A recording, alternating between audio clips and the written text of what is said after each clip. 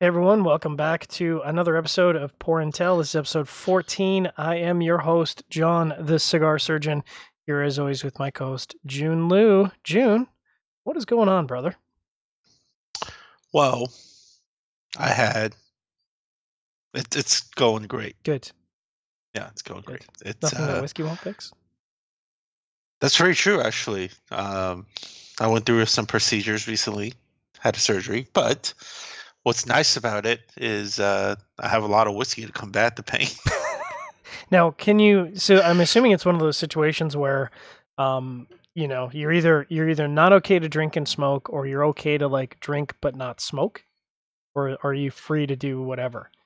I mean, I was reading through the pamphlet for recovering, how to recover, and they of course they say things like if you smoke, it may delay your recovery. Of course.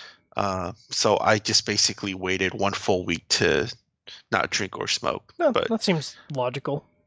yeah, so doing both. But I'm recovering just fine. I mean, if I didn't, then I will be more cautious of it, of course. Yeah, So fair enough. So we got a lot of news this week. I've got a couple pours. I don't know what your pour situation looks like, but I'm fresh back from Havana, Cuba. So of course, primary thing I'm going to talk about is rum. Do you have any pours you want to kick it off, or do you want me to go first? you go first. All right. So of course, Havana. You could talk about beer when you're down in Havana, but the beer is, really just it's hydrating. It's not something that you really want to do a review of. But there is a new rum that I kind of got introduced to a few months ago from a good friend, and it's called Pacto Navio. It is from Havana Club.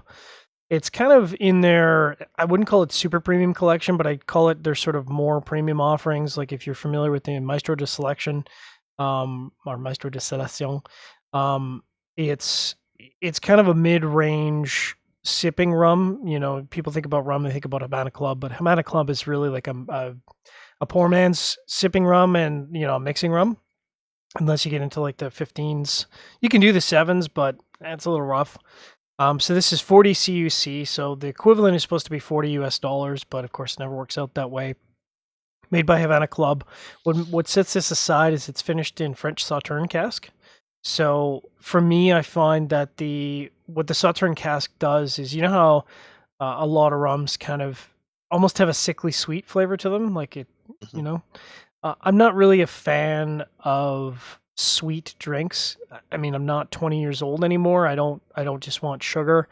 So there are a lot of rums for me that can be way overpowering on the sweetness scale. So I find that Sauternes cask adds that sharpness at the end of the rum, evens out the flavor. There is, interestingly enough, there is a little bit of a burn, a little bit of a sharpness to the alcohol right up front, and then that kind of goes away with the center of the rum.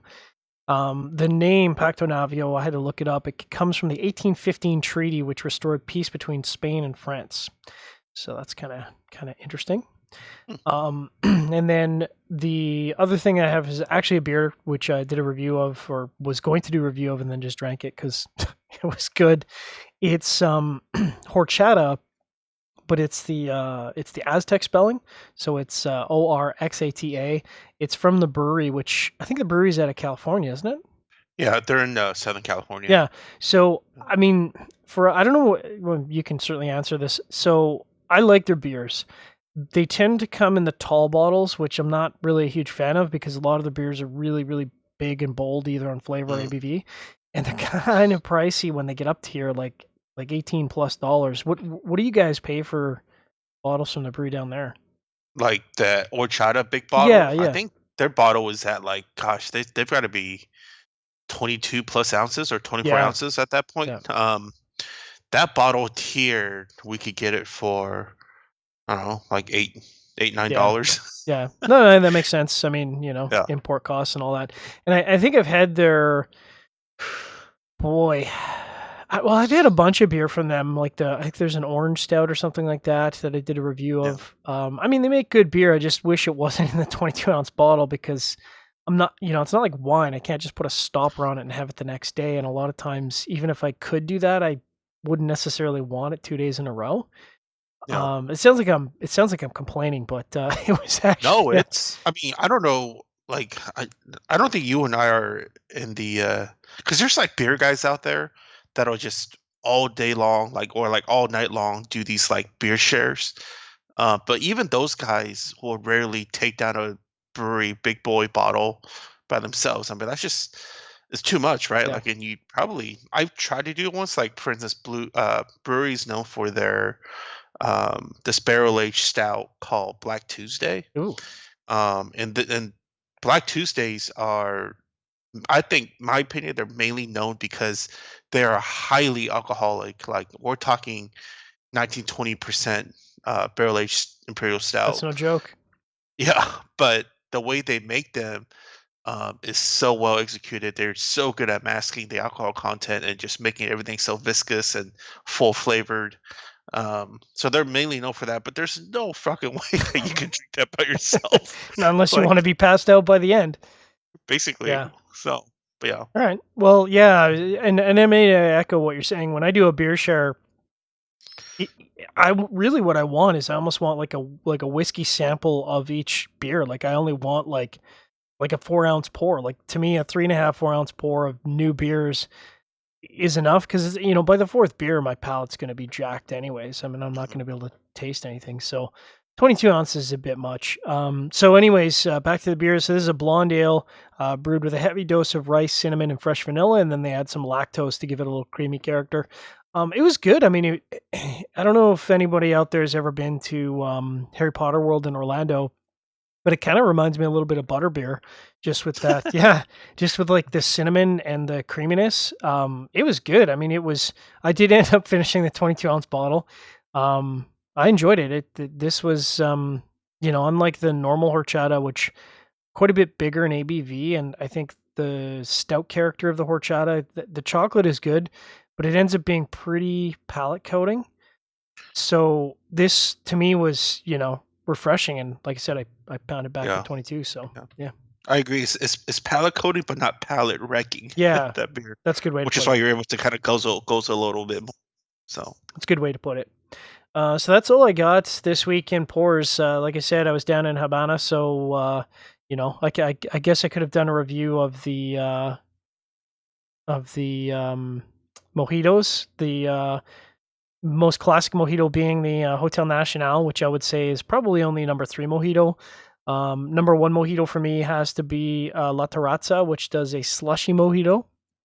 ooh. Yeah, it's so good because the mint gets really incorporated. Wait, that's down there in Yeah, Cuba as well, or yeah, oh, okay. yeah. La Terrazza is a restaurant that I think Cigar Aficionado posted and wrecked it for everybody. But even if you know about it, good luck finding it because it's kind of one of those things you're going to walk past it 15 times, and unless Mhm. someone tells you exactly where it is, it's going to be really tough to find.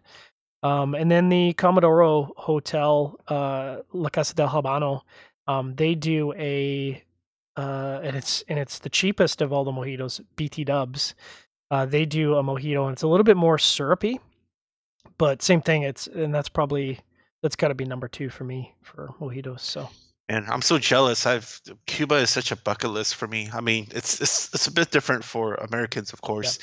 Trying to get the visa to go visit Cuba, but it's hugely on my bucket list. Someday I need to find out like how to go about it. Maybe I could, I don't know, maybe I could fly in with you by going up to Alberta or something. yeah, So, yeah. Actually, you that's know, not a terrible idea.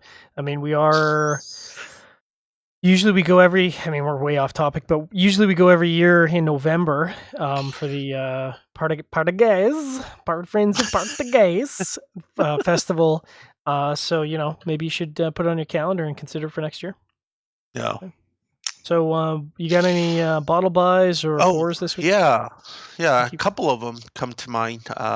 I've been looking at my stash of whiskeys that are just like super low fill. And these some of like your these bottles heels? are yeah. Basically like I could only get like maybe max 2, maybe 3 ounces out of it more.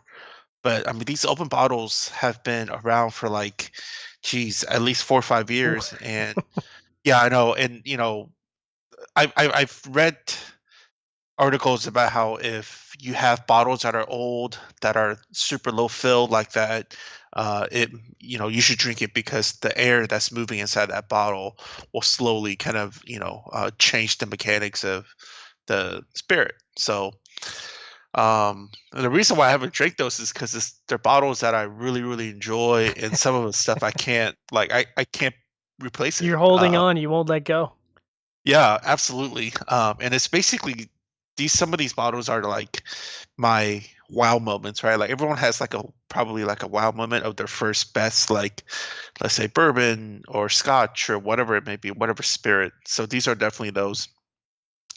So specifically, it's two bottles.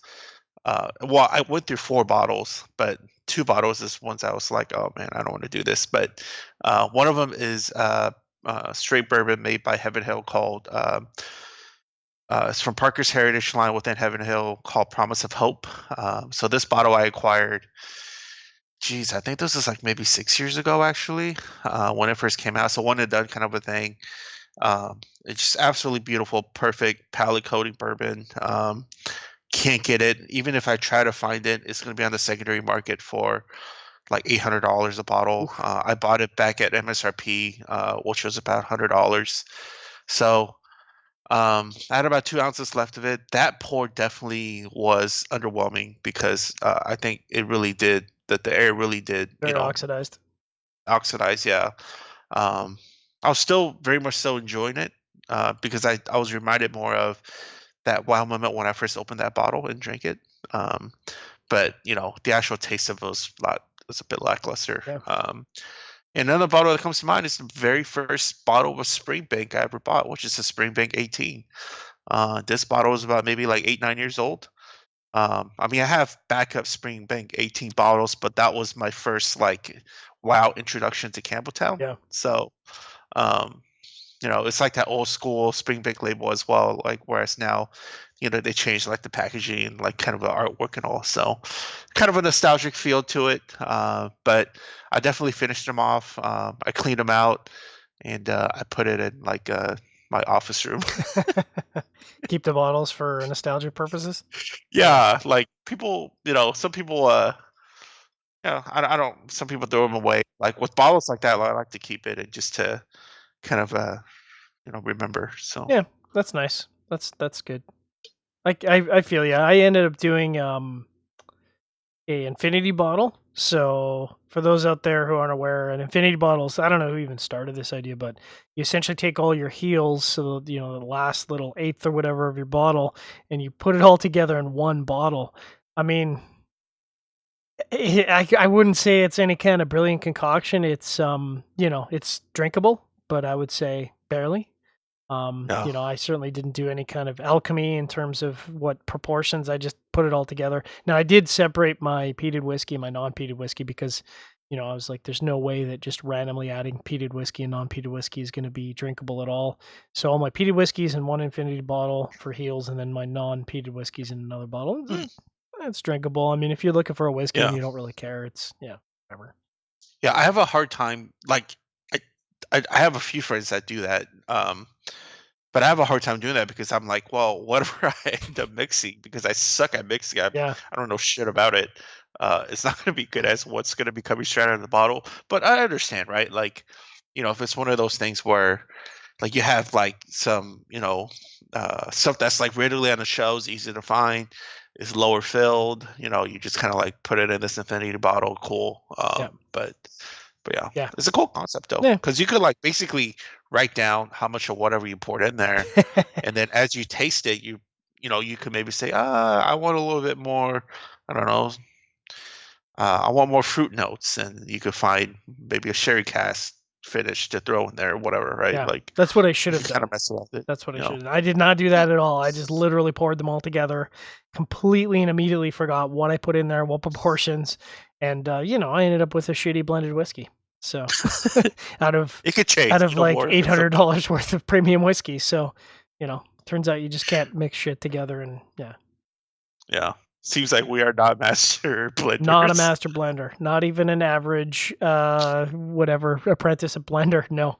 Cigars, maybe apprentice, whiskey, not a chance.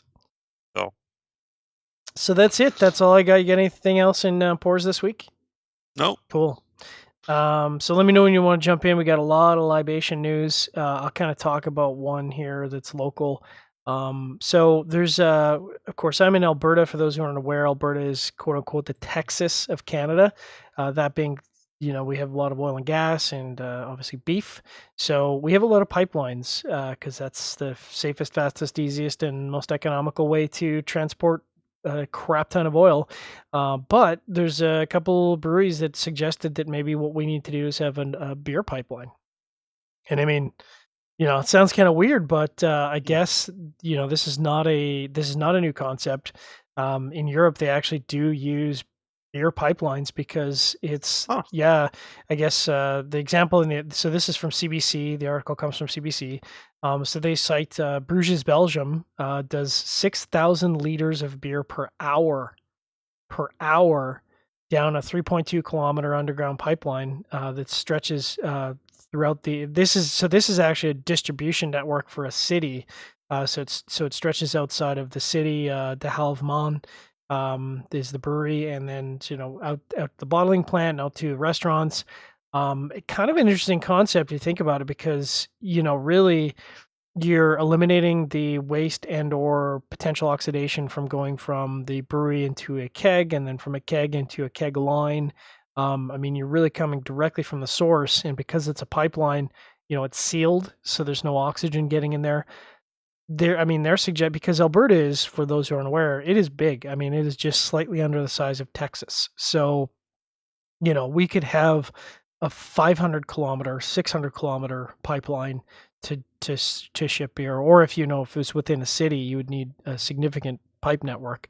But it's kind of an interesting concept, I think. I mean, kind of. So this is from brewery to the actual like retail stores, like a B2C sort of a Yeah, thing? so they have a pipeline going from the brewery to the bottling plant.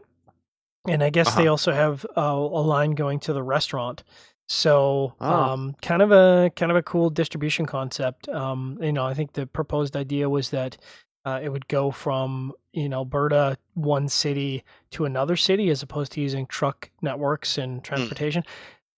I mean, it kind of makes sense. You think about a pipeline is going to save a lot in truck transport costs. Again, kegs, loading and unloading, that kind of thing. So yeah, kind of cool news this week. Yeah. I would love to see this because like take for instance California, where there's so many breweries here Right. within such a short range of distance. But the thing is, around the US is so heavily driven off of distributors. Big time. Um, so that's, so as long as the distributor, I guess, just gets their cut and we figure that aspect of it out, like that would be amazing, dude. Like you're talking about fresh beer and Fresh. like uh, instant line, Yeah. right? Instant pipeline. I mean, that sounds amazing to go to like a tap room and to have these pipelines from all sorts of different like breweries around. Yeah, So I mean, yeah. imagine going to tap room in California and getting something from Colorado that's, was brewed a day Yeah. ago. Like, Yeah. yeah, cool idea. Oh, interesting. So next up, actually, I'll do the third news article because it's kind of short. I think we kind of touched upon this a couple weeks ago that unfortunately, as of October 18th, the United States has applied a 25% tariff to Scotch whiskey. Um, Kind of sad news for anyone in the United States that enjoys Scotch whiskey. That's a pretty big jump. Yeah. Me being, for those that don't know, I live in California, Northern California. Um, so when this news hit, I was going around to my regular shops, which is a mix of mom and pops and big box stores. Um, the big box stores, kind of as expected, they have been aware of this news and they reacted in the sense that they've been buying more. So they should be like, for instance, like Total Wine near me, and Bevmo as well. They said they within the current Scotch inventory in their pre-tax of this 25% tariff, they should run through the inventory for like another throughout the winter season. Let's say like February, March. But whereas the mom and pop shops, they don't really have the funding to, you know, stock up at this point. Yeah. So it sucks, man. Like I and personally as a consumer, I've been buying a shit ton of scotch lately. Not that I need it, but it's more of like, well, it's twofold, right? Like usually in the wintertime, is there a lot of the limited edition, like allocated special stuff comes out for whiskey in general. Um, Especially, Scotch, bourbon, and Japanese whiskey, which I can't find anything of anymore. Nor can I find a lot of bourbon anymore. Anyway, so basically Scotch, right? So I guess if you have the money, you should buy it now because it's gonna be Scotch is already pricey, man. Yeah. Like there's definitely so much higher range in MSRP for Scotch than American whiskey, right? Bourbon. So it really sucks, man. As a U.S. consumer, like I know that bourbon has been increasingly exponentially more difficult to find throughout the years, and like this year, it's just been absolutely ridiculous trying to find stuff. And so my natural reaction is, well, fuck it, I'm gonna drink more scotch. But now you're gonna give me this 25% tariff. I'm like, dude, like scotch is already expensive, man. Like relatively, especially to like American whiskey, and you're gonna tack this on top of it, like, it's terrible. Yeah, and I think, beyond the fact that the 25% tariff is ridiculously excessive, the purpose behind a tariff economically is to say we've got a competing product and normally be a manufacturing sector like cars, that kind of thing, where you say, well, your labor costs are cheaper than our labor costs, and as a result we're going to even the playing ground by putting a tariff on your product to make it the same price or competitive to what we're producing locally. So for me in this case, that's ridiculous because bourbon and scotch are completely dissimilar. There's no one who is drinking scotch that will say, well, now that scotch is 25% more expensive, I guess I'll get my scotch fix from bourbon because it's a completely different product, Oh, right? yeah. So, And they're yeah, very there's actually very little crossover between it's true. bourbon and Scotch guys. There's probably more crossover for way more crossover for Scotch guys going in and getting the bourbon Yep. because I feel like Scotch guys in themselves they have a wider appreciation for the different types of grains out there for whiskey. Yeah. So It's a shame, man. So here's kind of an interesting article. This comes from the drinksbusiness.com, and something I hadn't really considered. So, of course, plain packaging for tobacco products is kind of taking effect all across the world, hitting Canada as of next year. It's going to have a pretty disruptive impact on the entire marketplace. But one of the things I hadn't considered is once the, shall we say, soccer moms, I don't know what the correct thing would be, they're helicopter people who want to tell other people how to live their lives, are done with tobacco products, they're going to move on to the next segment. The next segment in this case is alcohol. So essentially, the idea and actually, it's not just alcohol; it's any kind of beverage. So any kind of beverage that's drank for non-nutritional value. So that could be Gatorade, that could be Coke, any kind of soda drink. The idea is that they put a plain white package with just soda or Coca-Cola or scotch, and the all the packaging, all the uniqueness of that packaging is eliminated. And the idea, of course, is that, well, all these things are bad for you, and I mean, admittedly, they are bad for you. But as an adult, I feel like you should be able to do things and make decisions on your own as an adult. So this kind of is intended really to stop consumption of alcohol and quote unquote non-nutritional drinks. Um, to give you a sense of, some people out there might say, well, that wouldn't affect my buying habits. Well, maybe think about that because this company has been this study has been done year over year to estimate the impact to the total marketplace, and the expectation is that 8 major brand companies, so these are distilleries, breweries, soda companies, would lose $234 billion from plain packaging. So that's yeah, I mean, a lot. excuse me. I mean, first of all, this is overreaching. And I don't care if it's about spirits. I don't care if it's about tobacco. I don't care if it's about fucking Coca-Cola, sugary drinks, corn syrup, whatever. I I mean, yeah, we're all adults, and we all know that a lot of these things out in the market are not good for you, right? But we're adults that we can make our own decisions on. Um, but yeah, I mean, we absolutely buy with our eyes, right? Like, it's not a coincidence that top selling brands within Scotch are your Macallans and your Johnny Walkers and things of that nature, right? Because the marketing behind that is essentially what gets most people that drink Scotch, not truly Scotch like geeks like us, I guess, to buy those brands, right? So I get it from that perspective of how plain packaging will affect it, absolutely.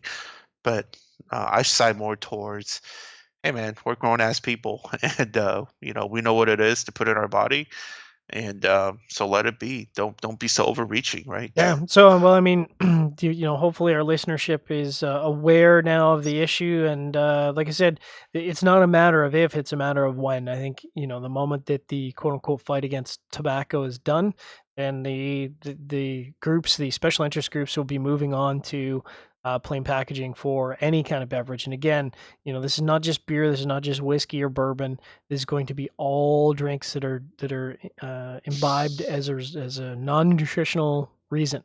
So if you enjoy soda, look out because they're coming for you. Coming for you. Lastly, this week, kind of a weird story. I know we had some sidebar conversation about this. So the Scotch whiskey company Glenlivet has created this sort of cocktail experience. This comes from the Metro out of the UK website, so metro.co.uk. So I think it's supposed to be a little bit tongue in cheek. Of course, everyone heard about the Tide Pod Challenge, which wasn't really a thing, but the media loves any kind of headline with this. So the media ran with it and blew it into a story that wasn't really a story. So for those who aren't aware, of course, the Tide Pod Challenge was supposedly people who were eating Tide Pods. Of course, it's ridiculous. No one would actually do that, but they made it out to be some sort of epidemic of idiocy across the United States. But to continue to extend that epidemic, Glenlivet partnered with Taylor and Elementary to come up with 3 different types of cocktails that would be ingested. That is, they would be in a Tide type pod, this sort of gelatinous container, I guess. And the capsules you basically put in your mouth and you bite down, and the capsule dissolves, and you get the cocktail. It's a very odd way of imbibing. The 3 different cocktails are supposed to be centered around flavors of citrus, wood, and spice. And the company that does the packaging is called Noptla. So if anyone cares, the packaging is sustainable, and of course, I think the implication is that because you're eliminating the package storage of the different components of the cocktail, it's supposed to be better for the environment. What are your thoughts on that, Jiunn? Um, you know what? This reminds me of not the Tide Pod challenge, but this reminds me of like childhood snacks. Like there was this I don't know who made it. It's probably one of those big whatever companies that made everything, like Nestle or something. But I remember eating these like fruit snacks called gushers. I knew you were gonna say it. Uh, Gushers. um, but like, hey, I'm all for it, right? Like, is it the ideal way to properly enjoy a cocktail? No, of course not, right? Like, the nose is gonna be like, I smell, rubber plastic film on everything. But I also think it's like super cool and innovative to try something like this, right? Like I'm already thinking about I would love to get my hands on some of this for like Christmas season, and to like, have some buddies over and like, you know, pop in some old school, some new school adult gushers and see what we Yeah. think. No, I'm with you. I poke fun, but I almost certainly would try this if it was available at a cocktail place or from my local shop. I would almost certainly try them and review them. Would I do it on a regular Oh, basis?